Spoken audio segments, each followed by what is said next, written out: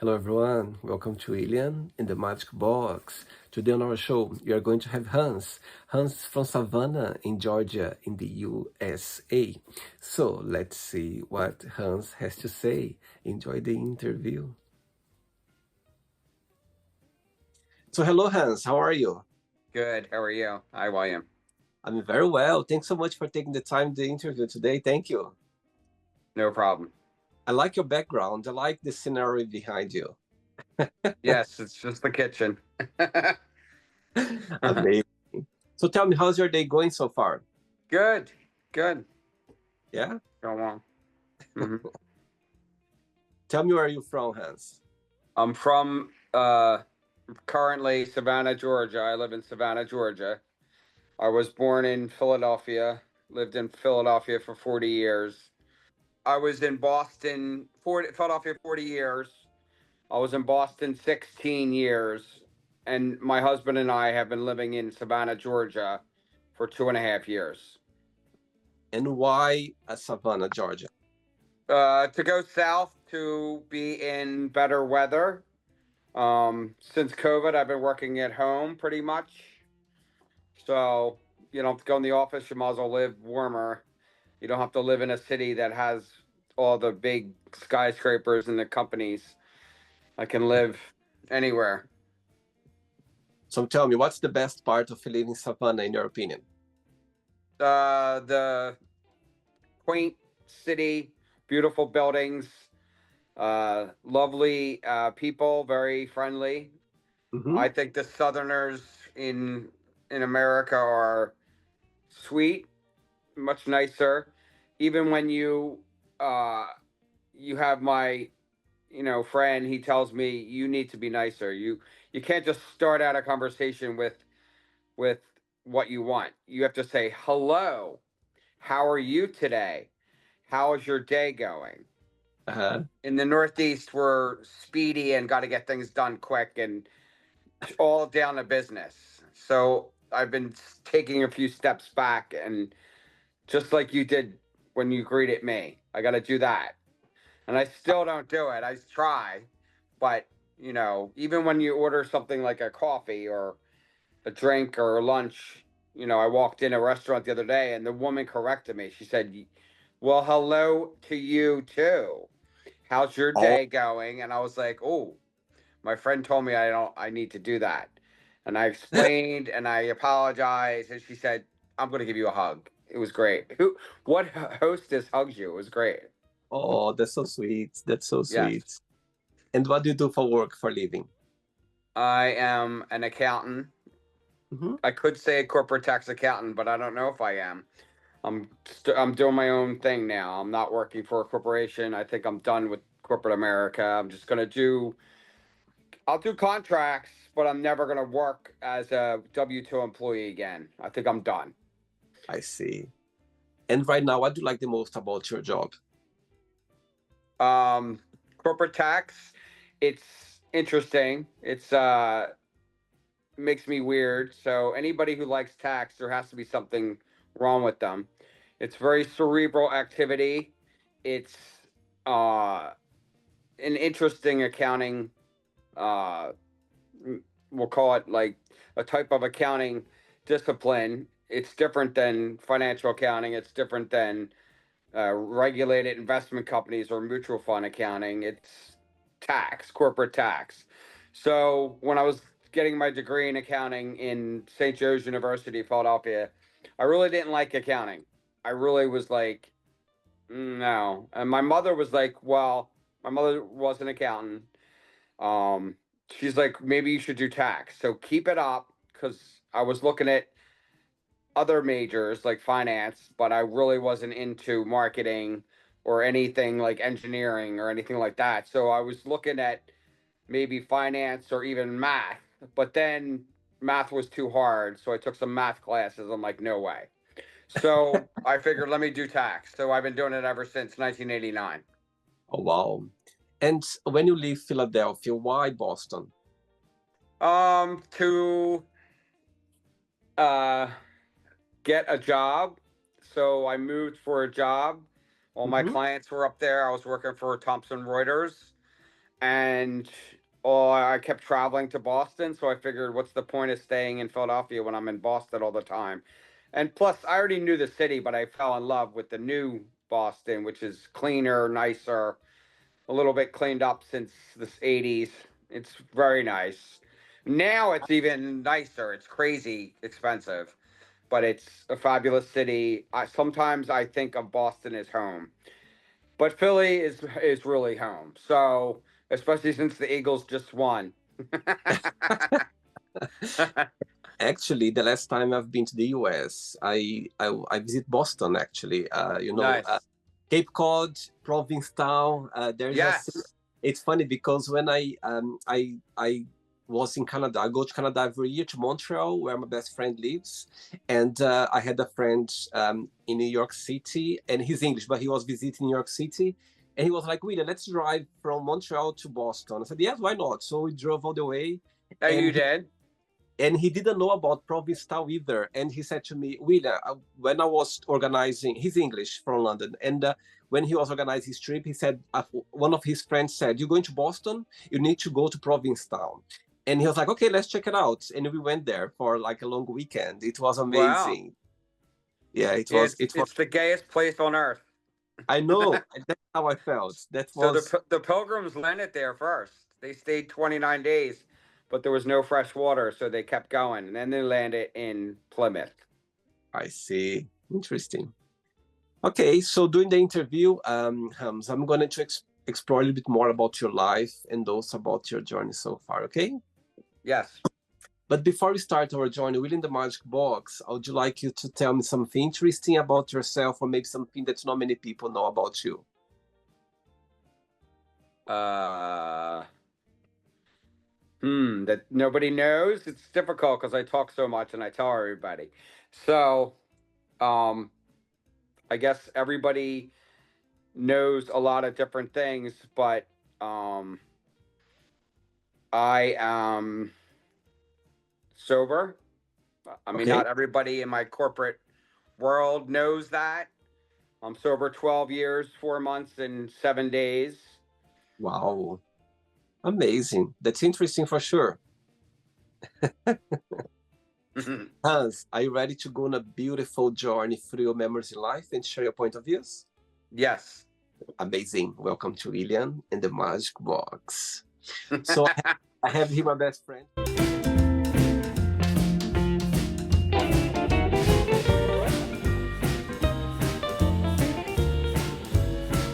Of random fun questions, okay?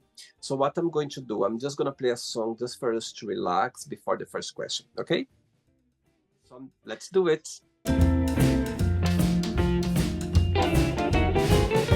Right, do you like dancing? Yes, very much. Okay, so before we start the game, during the join, if it comes up a question that you don't want to talk about, don't want to answer, always can change, okay? Cool? Yes. First question is, how do you make friends? You usually introduce yourself. You bring something to the table initially that you've noticed about the person. It might be a sweatshirt with something like Philadelphia on it. That's definitely a conversational piece. They might have, amazing shoes. I might say something about that if it's like a coffee house. Or if it's like a work thing, we might hit it off Uh-huh. because we have something in common. So then that makes you want to be interested more in a friendship or a potential alliance that you wouldn't normally have with a normal situation.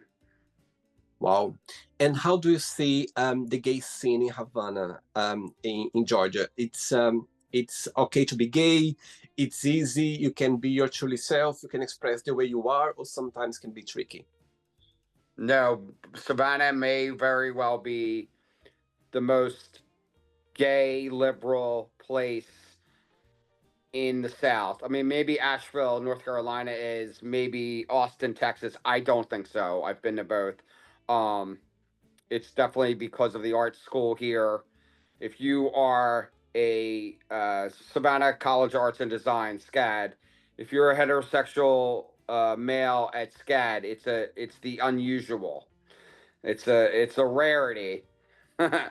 So there's a lot of, it's a very gay town. A lot of green hair, blue hair, orange hair. I mean, it's definitely very gay here. It makes the environment more socially acceptable to Mm-hmm. be gay. Southerners may very well have a bad rap for it. I don't know. I've never lived in, say, Kentucky or St. Louis, Missouri. It may be a different situation.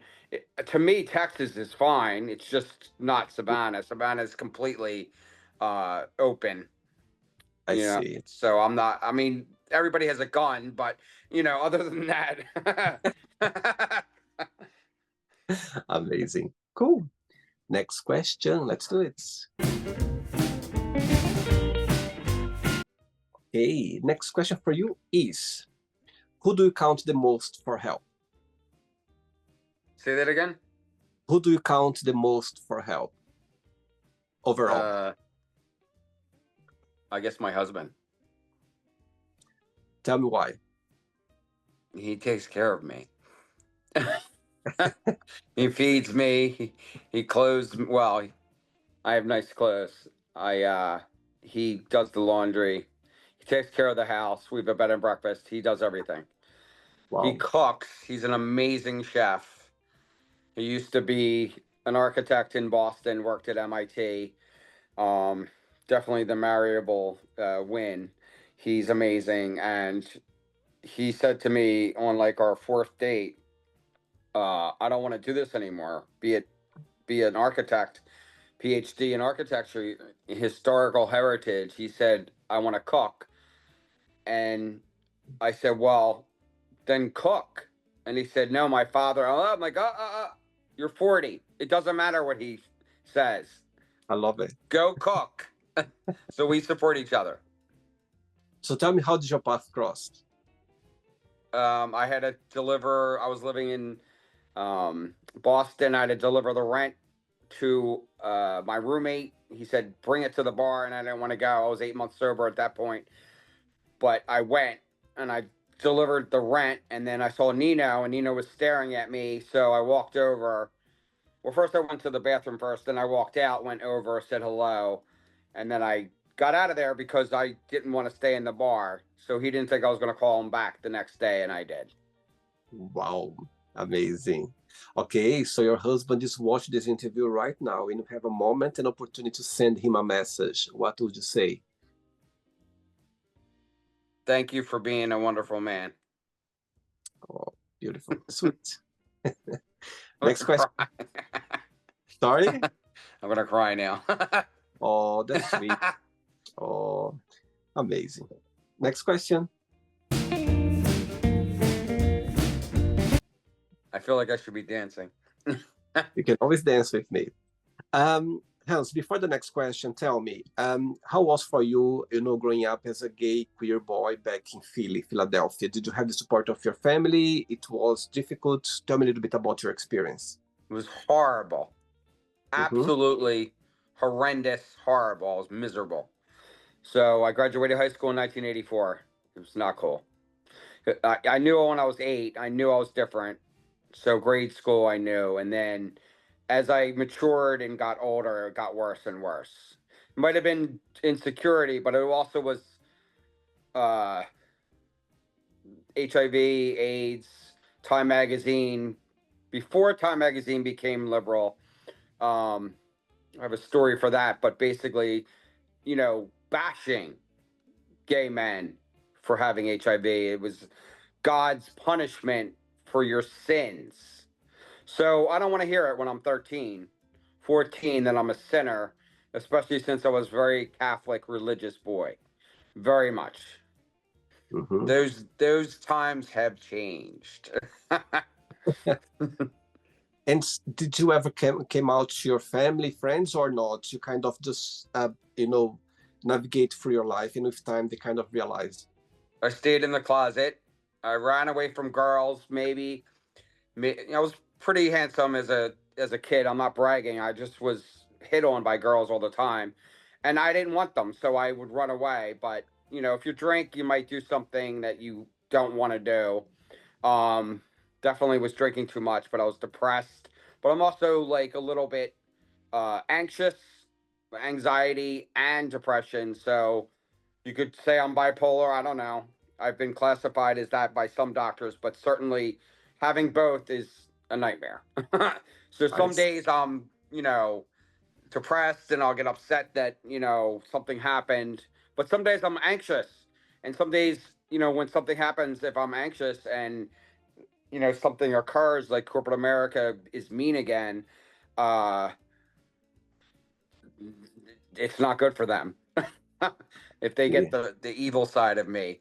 But certainly, that those moments are controlled by going to meetings, doing the steps, talking to my sponsor, being a better person every day. Honesty is one of the most important things to stay sober. And when you think about yourself, when you analyze yourself, what's the biggest joy of being Hans? What do you like the most about being you? Social butterfly, very intellectual, even though I may not sound it at times. I still know stuff or feel stuff and know history Mm-hmm. very well, political, historical, maybe something that occurs in today's society. I have an opinion. I'm very opinionated, but I think there's a reason for it. Mm-hmm. When I quote, women's rights, people don't know stuff that they should know. Like, if you have a Republican super duper, and I'm not busting on anybody, if you're a super duper Republican woman who's anti uh, um, Ruth Gator Ginsburg, then there's something wrong with her. She needs to understand that she has a credit card in her name because of Ruth. She needs to understand that she has an amazing $300,000 job or $150,000 job because of Ruth.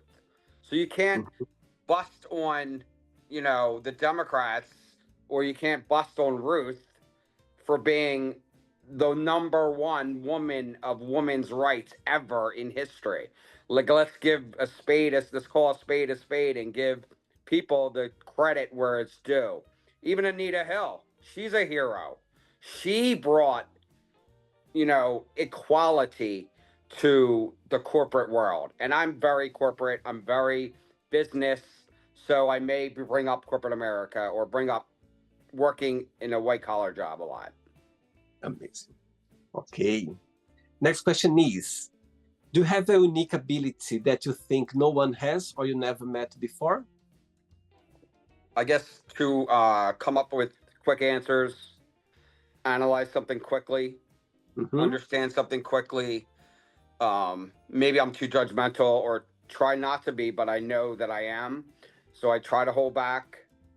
Um, just quick on my feet. I love the honesty. I love it. And you come across very easy, like answering questions. I love that. Yes. Amazing. I wish I Next, could write as well as I speak. next question. Ready? Yes. Let's do it. Next one. You There got you a little go. mood there. Okay. Next question is, this one's going to be very easy. Who are you most thankful for and why? Nino and my mother. And why those two people came to your mind? My mother told me everything I know. She raised four kids. I was definitely her favorite. I don't care if my sisters hear that. My brother knows it. I have two sisters and a brother. And she told me everything. Her best friend said to her one time, Joan, you need to be a mother, not a teacher. My mother was a teacher. She was an accountant, first woman auditor of the United States, federal government. She taught me everything I know. She's one of her best things is do research, know your source, don't quote facts. The fact that I even quote things and am so factual is her.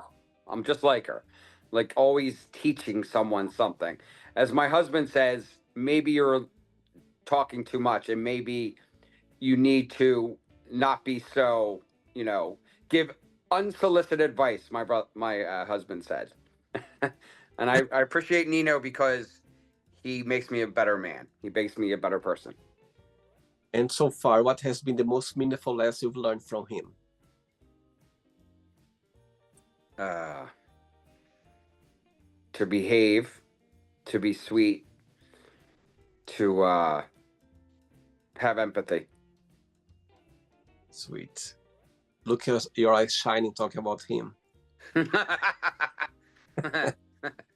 Beautiful, beautiful.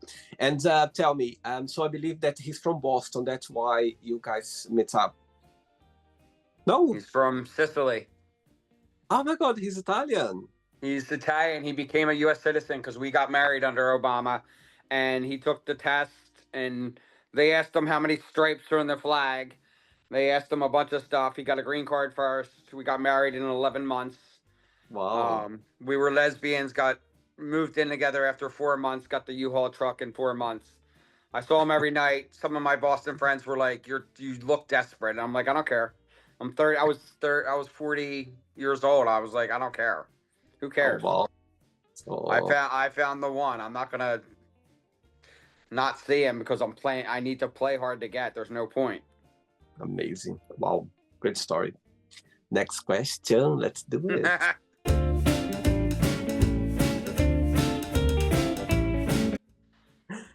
Next question is, what would be your ideal day?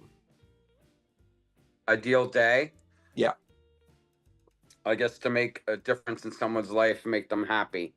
That might be just work. That might be, I did a tax return last night with clients. We laughed for, it must have been 4 hours. Wow.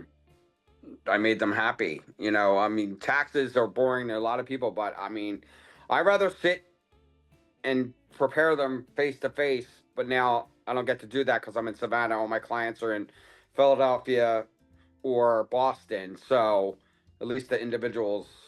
So I make a difference in their life, make them happy. What's the meaning of life for you, Hans? Wow. I don't know. Supposedly to make a difference in this world and be happy. But I don't know if I can do that. I don't know if I can reach my goals of being famous, and I don't even need money anymore. I was very money hungry before. You get sober, you kind of realize your important things in life. I do want to make a difference with something. I don't think I have. I think I have the potential to make a difference. Like today, I decided I'm not a tax person. I'm an economics person. I never thought of that till today, um, because of the weird going on in the universe everywhere, not just the U.S. I feel like I'm not thinking like a tax person doing tax returns. I'm thinking like an economist. You know, Great Britain invented this world that we live in. They invented capitalism. There's a reason why Spain didn't take off with the with colonialism. The most successful country was probably the UK because of capitalism. They created this mess that I'm sitting in, and we stole it from them. But hey, we're their children. The mom and dad are England. So the fact that I'm in the U.S., one of the most amazing countries on the planet, and I still am very pro-American. I just still am dazed by what's going on. I don't know what's going to happen. So many things. I'm 59 years old. So many things have happened in my life. So Gen X, sometimes we just sat back and ate popcorn and watched as a kid in disbelief. And now we're supposed to be in charge, but we're really not. We're really not. It's too crazy. And so far, what has been tell me a life lesson that life has taught you that you are very grateful for? Being kind to each other. Mm-hmm. It's difficult to do that. You have to help people. You have to be nice to people. I rather step 12 and help an alcoholic get sober. That's my most rewarding thing. Wow. Um, I'm. I called my friend today. Do I want to be a recovery specialist? Like, that would be something I would do. I never had the ability to do that, but maybe I can do it. Maybe I can live in Savannah on 1,000. Like, I don't want to do tax anymore. Maybe I want to be a recovery specialist. And I asked him today. I said, "Where do I go to school? I don't- You know, maybe I want to Oh, do that." oh. Sorry. It's okay. It's okay. I love your approach to that, Hans. I think it's beautiful and it's very genuine as well. I think you went through this, you know, challenge journey, and I'm sure since you kind of step out of it, you see the world in a different way. I've got goosebumps now, and you are here. You feel like you can do more for other people as well, for others. In the situation that maybe they're still there, or maybe they're struggling themselves to come out. And understand your tears. I think it's just genuine tears that it means a lot, that you not just think about yourself, you think about others as well. So I think that's very beautiful. So Yeah, I that's mean, there's probably, I lived in some halfway houses. A lot of those gentlemen are dead. A lot of people are dying because of the drug stuff. So before I was maybe too selfish, just making money and not worried about um, what I am good at, which is helping. Step 12, it's called, help another alcoholic. That's what I'm good at. I don't like corporate America anymore. And if I can't make money on my own doing this LLC myself, if I don't get contracts on my own, see. maybe I'll just work in a rehab and then do part time tax. And I'm making money both places enough to pay this high electric bill. Very sweet, a very sweet kind. I love that. Thank Sweet. you. 3 questions left. Let's do it. Okay. Okay, Hans. Next question is, what's the best advice have you ever given? um, to get people to get a trade, get people to maybe not drink so much. If I get a call from a college friend saying her son is drinking too much, 15, 16, he's drinking too much, I unabashedly ask her, "Well, what about you guys? What are you doing that your son is witnessing?" That's pretty brazen of me to say, but I don't care. I mean, I'm sorry. Alcoholism and addiction is life and death. So I will say it to a normal, buttoned up professional. Don't drink that much in front of your children if you don't want them to drink so much. Look at yourself. Parents, I'm not a parent, but if I was, I would know that if I'm drinking 25 beers on a Saturday and my son's saying that, and then I'm giving him a lecture on don't drink, that's hypocrisy to me. The Italians, I hear from my husband, do it best. They put the wine on their lips as a baby. They give them a little bit. They don't have this 21 years old. If you can fight for the United States of America, then you can drink at 18. I'm sorry. We make alcohol completely a cool thing. Stop that. It's not cool. Mhm. Stop the coolness, behave, and don't tell a kid don't do something. Guess what they're gonna do? And I'm not the only one. When my mother said don't do this, don't do this, don't do this, I did it. But certainly American is a little bit too uptight with alcohol, sex, everything. Being gay. Why is my sin, if you want me to call it a sin, why is my sin worse than yours? Didn't you do this, that, or the other? I just heard Yeah, that recently. I'm 59 years old. I just heard that like 6 months ago. Why are my sins worse than yours? That is beautiful. You can have that's you so can true. you can call my Leviticus a sin or whatever you want, but don't say that my sin is worse than yours. And you're the one preaching Jesus, not me. Wow, wow. Yes, I'm glad you shared that because it says everything. It says everything. I think before you judge, before you point it, you need to point Yes, it to you first. Point it to you first. absolutely. Yeah, that's how it That was works. Jesus's first premise. I see. I mean, to me, he was a renegade rabbi, but that's another story. Two questions left. Let's do it. Oh, good. Before the next question, of course, is visible your beautiful tattoos around your body. So tell me, which one is the very first one you ever had? Which one is the latest one? And the third part of the question is, which one is the most meaningful one? I had the tribal in '97, so I covered it a little bit, but that's what was hot and popular. I might be a little trendy. Sleeves are in. So I wanted the tribal because I was clubbing, so I'm a retired circuit boy.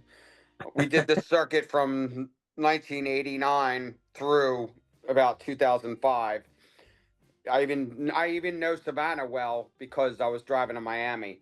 But I guess the most meaningful would be the Philadelphia, uh, the Flyers, the Eagles. The Eagles are my favorite. I had the city here in Philadelphia. I originally got the um, Eagle. I didn't know what I was going to do with it. I didn't know if it was going to be the Eagles, St. Joe's University, where I went, which has an eagle, or maybe just because I love eagles and make it American. So my father was in World War II and Korea, so I am proud of him beyond words. More so today than I was when I was a kid, because I can appreciate him more. He wasn't with my mother when I grew up, but that's not his fault. I didn't know that when I was a kid. I see. All right. Next question is, oh, tough question for you now. If someone gave you an envelope with your death date inside of it, would you open it or not, and why? Oh my God. Well, I don't get any hint if it's bad news or good news because if it says I'm 88, I wouldn't mind knowing. But if it's next week, I don't want to know. No, no, there's no hint. The envelope's completely So blank. I'm not going to open it then No, because I cannot ruin, because, remember I told you the anxiety that I have. It's been high lately with the two last jobs I had. It's been very high anxiety. So I don't want to know. I want to be happy. I'm still working on being happy at this age. I might have been happy 2 years ago or 3 years ago more because work has been killing me. So I don't want any other aggravation. So I don't want to know. what's your star sign astrology, Hans? Aquarius. Aquarius? Okay. Last question, ready? Yes. Let's do it. Last question. Before the last question, of course, through the interview, you touched a lot about, being sober, about getting sober, and your journey so far. My question for Yes. you, my question for you is, tell me the moments when you realize that, okay, I need to stop it. I need to start a new life. Did something happen, or just naturally you kind of, woke up and said, okay, I need to change my life? When you get older and you're still drinking, work hard, play hard no longer works. I was losing jobs. So 2006, I got drunk at a K Force golf outing. I got fired. That never happened before. I never got fired for drinking. I knew it was time to stop. And I didn't stop for a little bit. 2012 is my sobriety date, is October 15th, 2012. So it took, relapsing is part of the sober experience. So it took some time. Basically, you have to love AA. That doesn't come easy because you have to appreciate. But for me, honesty was the biggest thing. Accepting yourself for the things that you do wrong. That's honest. That's an honest program. You have to love yourself. That's an honest program. It's difficult to love yourself when you're that 13-year-old boy where everybody's telling you you're a sinner. So my mother helped me. I didn't come out to her, but my mother helped me a great deal by saying, you need to go to St. Joe's University. I mean, maybe it's because she graduated there too with my father. But the Jesuits teach you, and I say the Jesuits, not the Catholic Church, the Jesuits teach you a lot. You have to know history in order to understand Christianity. You have to know history in order to understand Leviticus and other sinful type translations that, to me, in my educated self, are absolutely immoral and incorrect. The Renaissance ruined Christianity. So I blame St. James' version of the Bible. I blame leaving Latin, going to different languages. They're the homophobic ones. So that stuff occurred in the Middle Ages to me, or Renaissance. I see. Okay. Last question is. Sorry, it was a crazy answer. It's okay. No, it's just a genuine answer. There's here in the show, they're not right or wrong. It's just what matters for you. Okay. Last question is, talking about your parents, what's the most memorable lesson you've learned from your parents?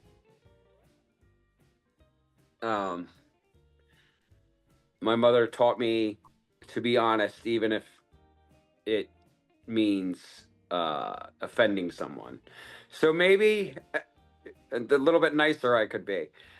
But, was my mother nice? I would never classify her as nice. I would say she was nice at times, but she was too much of a teacher.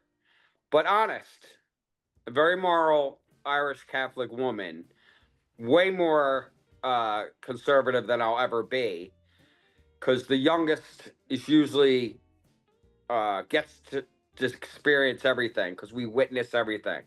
Just like I said, Gen X, we sat there with popcorn and watched the world go to hell in a handbasket, and we were younger. Just like the youngest you witness everything.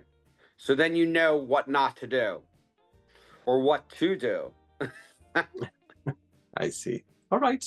It's not the end yet. Let's play now the word association game, okay? I'm going to give away some words. Just tell one word that comes to your mind. Quick thinking, okay? Let's start with family. Love. Money. Need it. Fear. Every day. Life. Enjoy it. Love. Look for it if you don't have it. I like that. Religion. We need to fix it. One word for sex. It's fabulous. Politics. Love to talk about it. Friendship. Need friends every day. One word for desire. Like desire, that's a hard one. I don't know. Happiness again. Regrets. So many. Success. It's here. Wish. I hope I live to 88. Happiness. Need it. One word for Philadelphia. Philly. Best city in America. One word for Boston. Smartest city in America. One word for Savannah. Prettiest buildings in one particular area. Wow. One word for USA. Clean your shit up. And the last one now, being sober, one word. Happy. Amazing.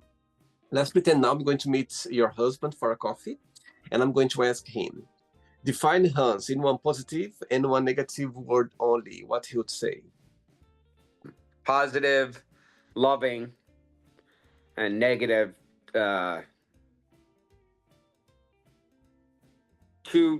Talks too much or gossipy. Ooh.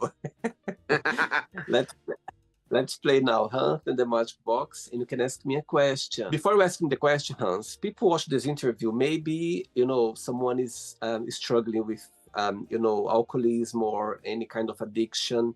What would be your best piece of advice for those people? Don't give up. Listen and don't judge. Beautiful. You can ask me a question now.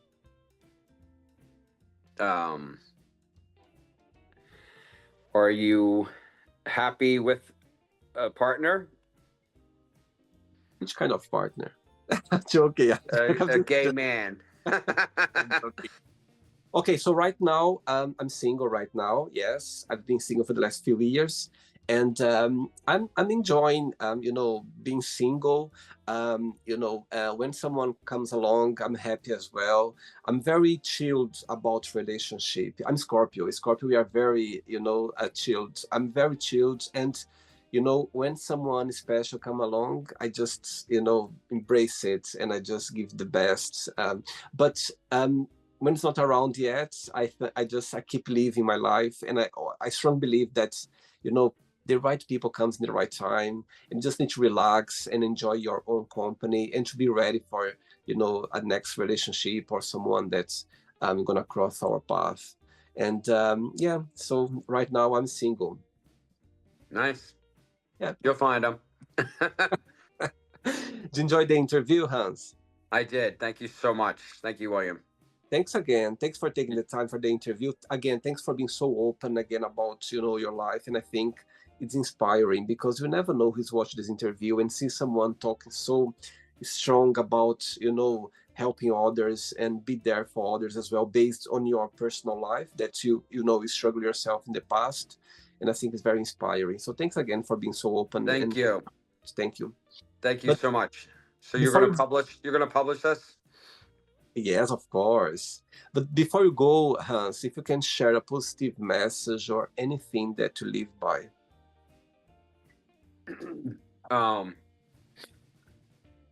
Keep coming. AA, keep coming. I'm here for you if you need help. Beautiful, beautiful. So regards to your partner, regards to your friends, and keep in touch. It was a pleasure having you on the show, okay? Thank you, sir. Take care. You're amazing. You too. Thank you. Take care. Bye-bye. You're a happy man. Thank you. Take care. Bye. So, did you like the show? Don't forget to give a like, share it, and also don't forget to subscribe to the channel. And if you'd like to be part of the show as well, first, subscribe to our channel, and after that, just go to our website, www.williamandthemagicbox.com, and send us a request saying why do you like to be part of the show. And I see you there. Bye-bye. See you next time.